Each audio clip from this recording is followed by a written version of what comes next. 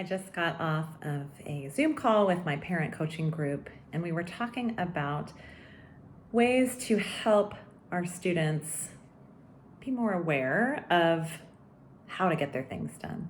There's this term in the brain world called metacognition, which means thinking about my thinking, sort of self-awareness. Sometimes I like to describe it as the little voice that says, get back to work.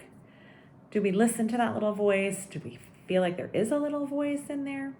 Now, this is not to be confused with the self-critical little voice that we all experience, many of us experience, but just this like push to get things done. One thing to think about when it comes to your children, and teachers, this would be helpful too, is one way to turn up the volume maybe, or help students turn up the volume on their metacognition, is to narrate what's going on in your head.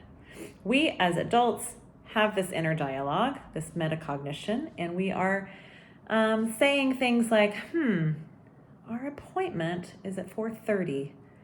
Usually takes us about 20 minutes to get there. I guess that means we need to leave the house by 4:10.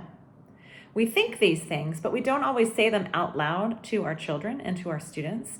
And that is a really powerful way to help students figure out how their own internal dialogue works, listening to their own little voice in there that is helping them get their things done. So I encourage you to try this. Now, I will tell you, your students may roll their eyes at you, especially the older ones, but it's okay. Just because they roll their eyes at you does not mean they're not listening. Give it a try. Try narrating your internal dialogue, maybe even narrating how you deal with stress, the processes you use to get things done. Give it a try and see if that helps over time, little by little, to turn up the volume on your child's internal dialogue. I'm Carrie Bonnett, Executive Function Coach. Take good care.